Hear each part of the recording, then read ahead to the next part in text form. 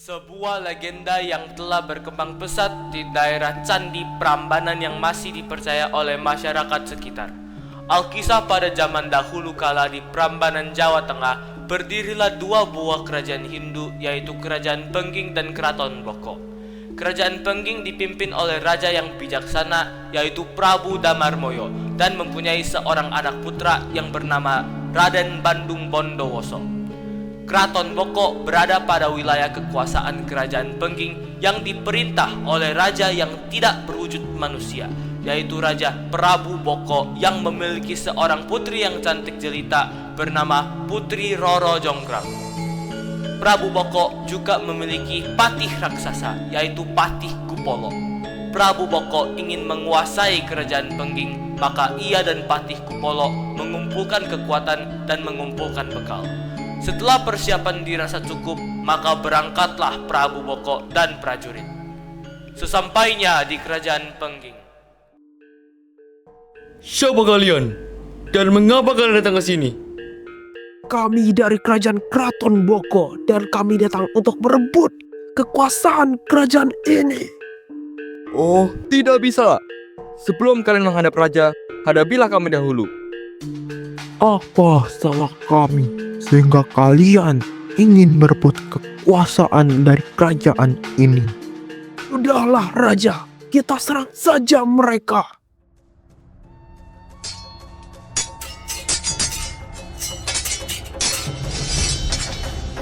Terjadilah pemberontakan antara kedua kerajaan. Banyak korban berjatuhan di kedua belah pihak dan rakyat Pengging menjadi menderita. Mengetahui rakyatnya menderita, maka dia mengutus anaknya Bandung Bondowoso untuk balas dendam kepada Prabu Boko. Wahai anakku, balaskanlah dendam ayah pada kerajaan Boko. Karena ulah mereka, rakyat kita menjadi miskin dan kelaparan. Baiklah ayah, akan aku lakukan. Maka berangkatlah Bandung Bondowoso menuju ke Kerajaan Keraton Boko. Ketika di perjalanan, ia bertemu dengan Patih Kupolo dan Prabu Boko. Siapa kau? Sepertinya kau bukan rakyat dari kerajaan ini.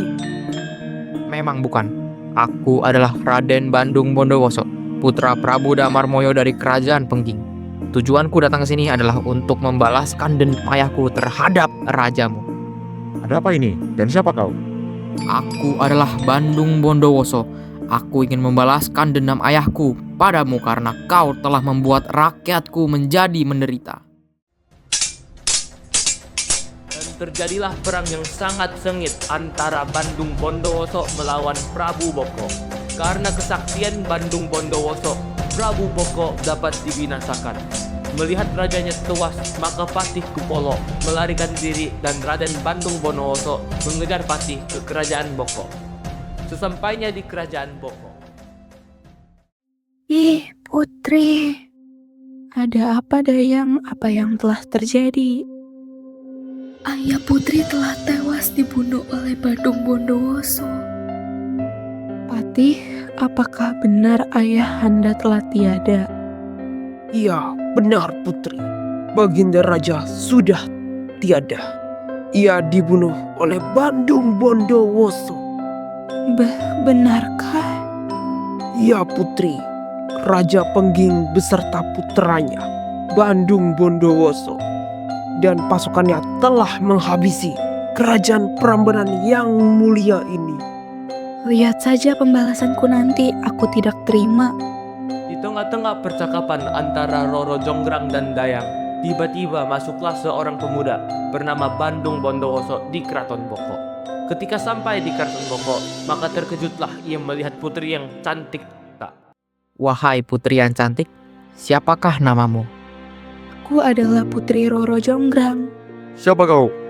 Aku adalah Raden Bandung Bondowoso, putra dari Kerajaan Pengging. Putri, bukankah dia orang yang telah membunuh ayahmu? Benarkah kau sungguh kejam? Hahaha, sekarang kerajaan ini telah menjadi milikku. Namun untuk memerintah kerajaan ini, aku butuh permaisuri untuk menemaniku. Dan kau ternyata sangat cantik. Kau pantas untuk jadi permaisuriku. Dan Maukah kau menjadi permaisuriku, wahai putri? Tanpa berkata-kata, Roro Jonggrang langsung meninggalkan Bondowoso karena kekesalannya terhadap Bondowoso yang telah membunuh ayahnya. Semakin lama Bondowoso tinggal di kerajaan Prambanan, ia semakin terpesona dengan kecantikan Roro Jonggrang. Tapi di sisi lain, Roro Jonggrang masih terpukul akan peperangan yang membuat ayahnya meninggal karena terbunuh. Tuan Putri, apakah Tuan Putri masih bersedih? Tudayang, aku benci sekali dengan Bondowoso yang sudah membunuh ayahku. Apakah Tuan Putri ingin teh hangat? Mungkin dapat sedikit menenangkan Tuan Putri. Boleh, aku mau. Terima kasih, Dayang. Tunggu sebentar Tuan Putri, saya buatkan dulu tehnya. Dayang pun pergi ke dapur istana untuk membuatkan teh. Ia mengambil cangkir, lalu ia masukkan 1 sendok teh serbuk daun teh. Ia mengambil air panas lalu ia tuang ke dalam cangkir yang sudah berisi serbuk daun teh. Saat sedang mengaduk teh, Pandung Bondowoso datang menghampiri Roro Jonggrang. Wahai Roro Jonggrang, mengapa kau hanya sendiri? Di mana dayangmu? Ia sedang membuatkan teh untukku. Tuan Putri, kutanya sekali lagi, maukah kau menjadi permaisuriku? Lalu datanglah sang dayang sambil membawa nampan berisi secangkir teh untuk Roro Jonggrang. Ia memberikan secangkir teh itu kepada Roro Jonggrang. Dayang, apa yang harus kulakukan? Aku sudah muak sekali mendengar pertanyaan itu. Tuan Putri, kalau boleh saya beri saran, sebaiknya Tuan Putri memberi syarat yang mustahil untuk ia penuhi. Kalau dia gagal, dia tidak akan menikahi Tuan Putri.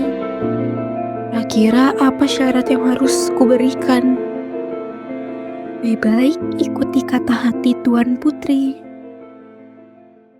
Bagaimana putri? Bersediakah kau menjadi permaisuriku? Lah, aku mau, tetapi ada syarat yang harus kau penuhi terlebih dahulu. Syarat? Apa syaratnya, Tuan Putri? Kau harus membuatkanku 1000 candi dan 2 buah sumur, dan itu harus sudah selesai saat matahari terbit. Baiklah, apapun akan kulakukan untukmu. Aku terima persyaratanmu itu. Setelah menyetujui persyaratan yang diberikan oleh Roro Jonggrang, Pandung Bondowoso segera menghampiri ayahnya di ruangnya. Sang ayah memiliki kekuatan magis dan dapat memanggil jin.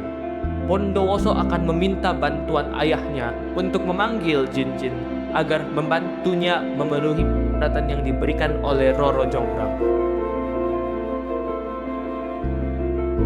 Wahai Gusti, bolehkah saya meminta bantuanmu? Bantuan apa anakku?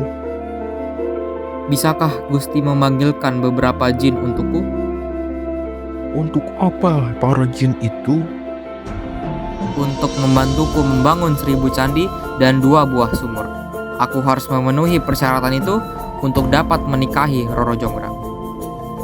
Baiklah, akan kupanggilkan untukmu, anakku. Raja Pengging pun melakukan beberapa ritual dan mengucapkan beberapa patah kata untuk memanggil jin-jin. Ada apa kau memanggilku? Bisakah kau membantuku? Tentu saja bisa, tuanku. Ku beri 1 permintaan untukmu.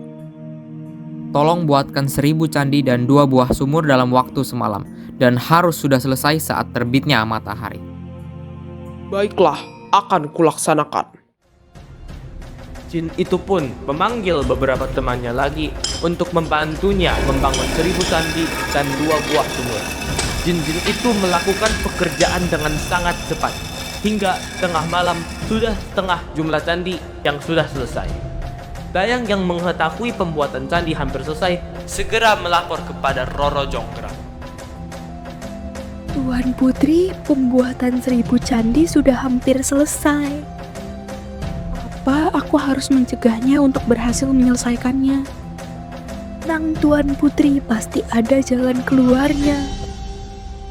Baiklah Dayang, bangunkan dayang-dayang yang lain dan suruh mereka membakar jerami dan menumbuk padi di lesung, serta taburkan bunga-bunga yang harum baunya. Baik, Tuan Putri. Dayang pun membangunkan dayang-dayang yang lain dan menyuruh mereka membakar jerami dan menumbuk padi di lesung serta menaburkan bunga-bunga yang harum baunya, seperti yang diperintahkan oleh Roro Jonggrang.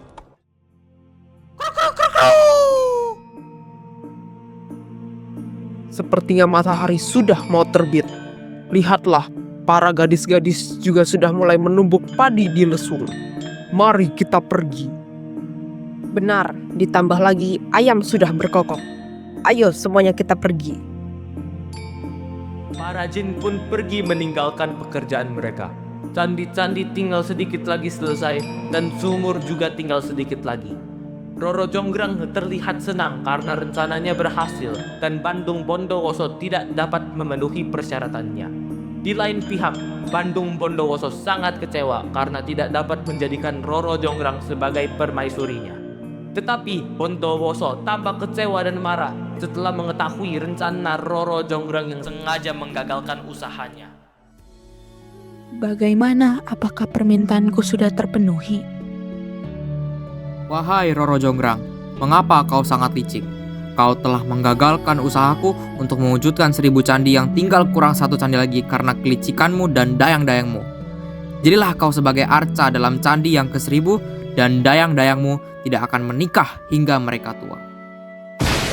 Akhirnya, Roro Jonggrang pun menjadi arka menggenapi candi yang ke-1000 atas akibat janji yang diucapkan dan kelicikan yang dilakukan oleh Roro Jonggrang.